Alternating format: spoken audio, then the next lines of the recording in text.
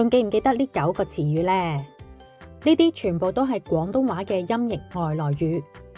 冇睇我哋上一集唔知道咩叫做廣東話音譯外來語，唔緊要，我哋即刻重溫翻上一集嘅詞語。重溫完之後，你就會即刻明噶啦。啫喱 jelly， 班戟 pancake， 士多啤梨 strawberry， 曲奇 cookie。聽完上面嘅例子，係咪開始明白咩叫音譯外來語啊？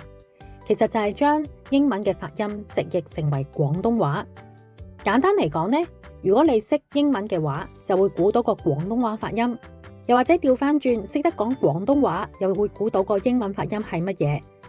我哋不如繼續睇多啲例子啊！芝士 cheese， 多士 toast， 布丁 pudding， 梳打 soda， 沙律 salad。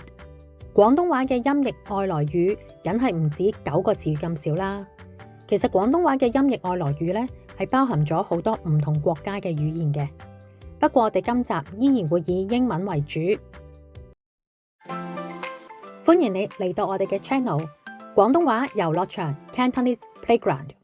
開始我哋今集新嘅詞語之前，俾個 like 我哋，幫手 share 我哋條片，同埋 subscribe 我哋嘅 channel。記得撳下個鐘仔，你就會知道我哋下一次幾時出新片噶啦。多謝你嘅支持同埋鼓勵啊！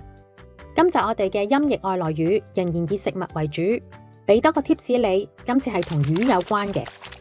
第一個詞語，三文魚。三文魚，佢嘅英文字母咧係 S 字開頭嘅，係咪好簡單呢？ Salmon 三文魚 ，Salmon 三文魚。中唔中意食三文魚啊？你中意乜嘢煮法嘅三文魚呢？中意煎香佢啊，定係中意食刺身啊？唔好唔記得仲有煙三文魚喎。平時喺超級市場通常係見到已經準備好晒切好咗嘅橙色三文魚。你有冇見過三文魚嘅真身呢？第二個詞語，吞拿魚。吞拿魚，第一個英文字母係 T 字開頭，呢個都唔難啦。係咪即刻就會估到係 tuna 吞拿魚 ？tuna 吞拿魚，我估平時大家食開嘅吞拿魚都應該係罐裝嘅。咁當然啦，吞拿魚就好似三文魚咁樣，都可以攞嚟做刺身或者煎香佢嚟食。而每一年年頭呢，其實日本就會有吞拿魚嘅拍賣會。今年最貴嗰條藍鰭吞拿魚，足足有270公斤咁重啊！第三個詞語，沙甸魚。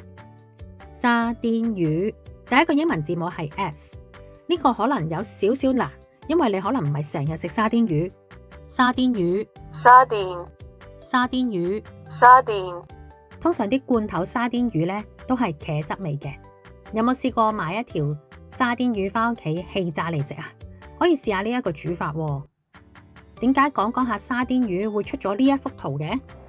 搭地鐵嘅時候，繁忙時間逼到好似沙甸魚咁樣，就係話我哋搭地鐵嘅時候人逼人，好似罐頭入邊啲沙甸魚咁樣逼埋一齊，逼到好似沙甸魚咁。呢個講法其實都係英文嚟嘅。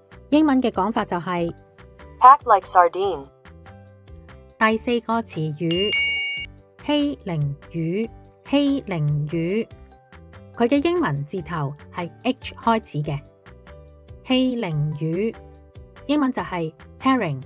希靈魚 herring， 比較少人呢會成條希靈魚買返屋企煎嚟食嘅。不過如果你去食日本壽司嘅時候呢，應該有食過呢一款希靈魚壽司。第五個詞語，周打魚湯。周打魚湯，呢個真係難少少嘅。可能呢有啲人冇留意，原來周打係一個外來語嚟嘅。Fish chowder soup， 周打魚湯。Fish chowder soup， 周打魚湯。周打魚湯係一種好常見嘅罐頭湯嚟嘅。周打湯其實係一種煮法，用高湯加牛奶或者係忌廉煮成嘅濃湯，可以加唔同嘅肉類落去。魚只係其中嘅一種，另外一種比較熱門嘅煮法呢，應該係加蜆。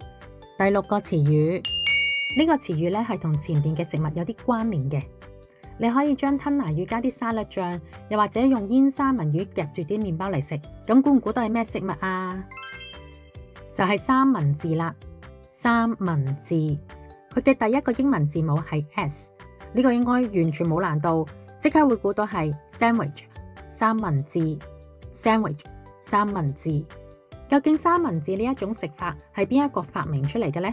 話說以前有一個英國嘅伯爵 John Montagu， 由於佢太沉迷玩啤牌，玩到廢寢忘餐，於是佢屋企嘅家傭咧就將牛肉夾喺2塊麵包度俾佢食。而 John Montagu 咧係英國地區 sandwich 嘅伯爵，自此之後咧呢個用白麵包夾住肉嘅食法就叫做三文治 sandwich 啦。第7個詞語，呢個詞語多利唔係食物嚟嘅。多利其實係一條魚個名嚟㗎。俾多少少 tips 你，多利咧有個好朋友，佢係一條小丑魚，叫做 Nemo。而家係咪即刻估到啦？冇錯啦，多利就係 Dory。多利 Dory， 佢其實係迪士尼一套動畫片嘅主角。有冇留意迪士尼 Disney 其實都係一個音譯外來語嚟嘅喎。Disney 迪士尼兩個發音係咪好相似呢？全球總共有6個迪士尼，你去過邊一個城市嘅迪士尼啊？今日嘅廣東話外來語呢，全部都係同魚有關係嘅。我哋再溫習多一次先。三文魚 salmon， 吞拿魚 tuna， 希靈魚 herring， 周打魚湯 fish chowder soup， 三文治 sandwich， 多利 Dory， 同埋最後一個沙甸魚 Sardine。